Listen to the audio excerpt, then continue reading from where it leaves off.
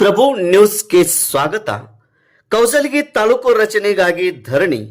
ಬೆಳಗಾವಿ ಅಧಿವೇಶನದಲ್ಲಿಯೇ ಕೌಸಲಗಿ ತಾಲೂಕು ಘೋಷಣೆಗೆ ಆಗ್ರಹ.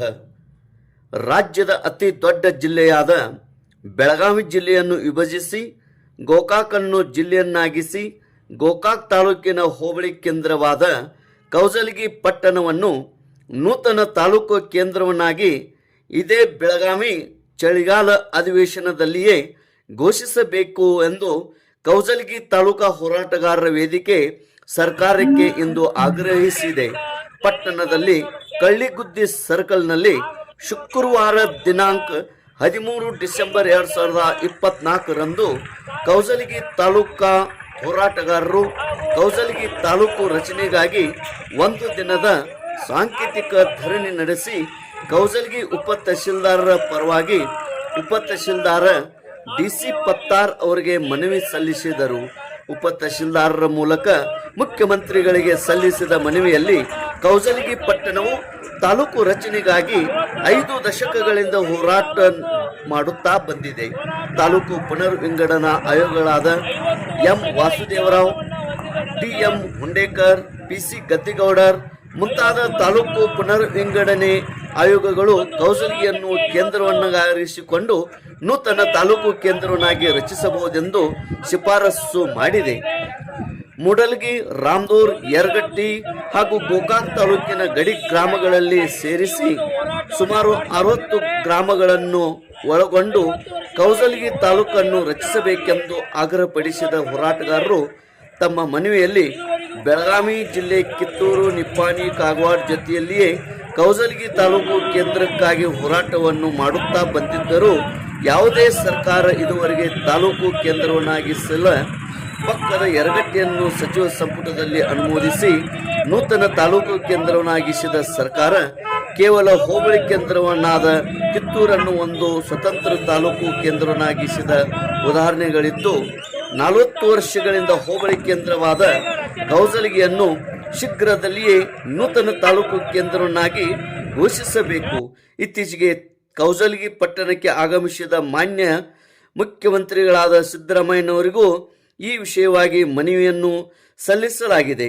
ಜಿಲ್ಲಾ ಮಂತ್ರಿಗಳಾದ ಸನ್ಮಾನ್ಯ ಶ್ರೀ ಸತೀಶ್ ಜಾರಕಿಹೊಳಿ, ಲಕ್ಷ್ಮೀ ಹೆಬ್ಬಾಳ್ಕರ್, ಅರಬಾವಿ ಶಾಸಕ ಭಾಲ್ಚಂದ್ ಜಾರಕಿಹೊಳಿ ಅವರಿಗೂ ಕೂಡ ಕೌಸಲಗಿ ಪಟ್ಟಣವನ್ನು ತಾಲೂಕು ಕೇಂದ್ರವನ್ನಾಗಿಸಬೇಕು ಎಂದು ಮನವಿ ಸಲ್ಲಿಸಲಾಗಿದ್ದು, ಶಾಸಕ ಸನ್ಮಾನ್ಯ ಶ್ರೀ ಭಾಲ್ಚಂದ್ ಜಾರಕಿಹೊಳಿ ಅವರು ಕೌಸಲಗಿ ತಾಲೂಕು ರಚನೆಗೆ ತಮ್ಮ ಸಂಪೂರ್ಣ ಬೆಂಬಲವನ್ನು ವ್ಯಕ್ತಪಡಿಸಿದ್ದಾರೆ.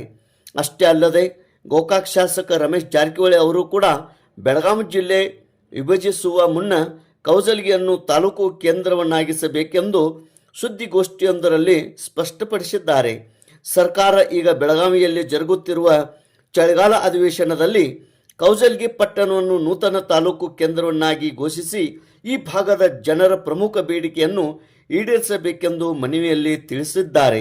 ಈ ಸಂದರ್ಭದಲ್ಲಿ ಮುಖಂಡರಾದ ಶ್ರೀ ಶಿವಾನಂದ್ ಲೋಕಣ್ಣವರ್, ಸುಭಾಷ್ ಕೌಸಲಗಿ, ಸಾಹಿತಿಗಳಾದ ಡಾಕ್ಟರ್ ರಾಜು ಕಂಬಾರ್, ದಸ್ತಗೀರ್ ನದಾಫ್, ಮಾರುತಿ ಧರ್ಕಾರ್ ಅವರುಗಳು ಮಾತನಾಡಿ 50 ವರ್ಷಗಳಿಂದ ನೆನಗುದ್ದಿಗೆ ಬಿದ್ದಿರುವ ಕೌಸಲಗಿ ಪಟ್ಟಣವನ್ನು ತಾಲೂಕು ಕೇಂದ್ರವನ್ನಾಗಿ ಶೀಘ್ರದಲ್ಲಿಯೇ ಘೋಷಿಸಬೇಕೆಂದು ಒತ್ತಾಯಿಸಿದರು.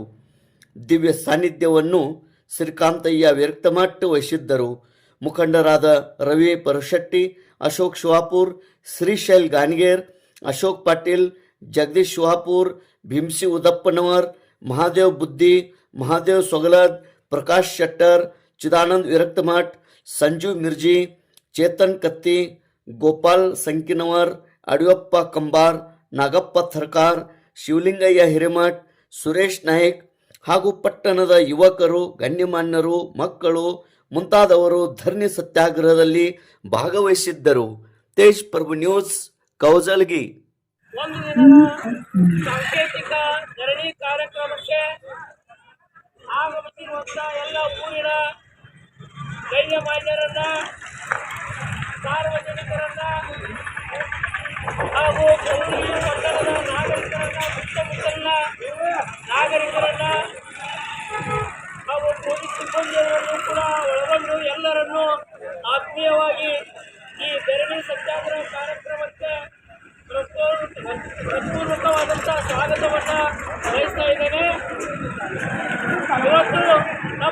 ಕೌಜಲಗಿ ತಾಲೂಕು ಹೋರಾಟ 50 ವರ್ಷಗಳ ಇತಿಹಾಸವನ್ನು ಹೊಂದಿದಂಥದ್ದು. 50 ವರ್ಷಗಳ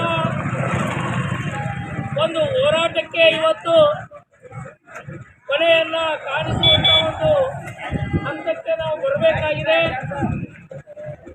ಕೌಜಲಗಿ ಹಾಗೂ ಸುತ್ತಮುತ್ತಲ ನಾಗರಿಕರು ಬಹಳ ವರ್ಷಗಳಿಂದ ಈ ಒಂದು ಹೋರಾಟವನ್ನ ಮಾಡ್ತಾ ಬಂದಿದ್ದಾರೆ. 50 ವರ್ಷಗಳ ಈ ಹೋರಾಟ ನಿರಂತರವಾಗಿ ಮುಂದುವರೆಕೊಂಡು ಬಂದಿದೆ.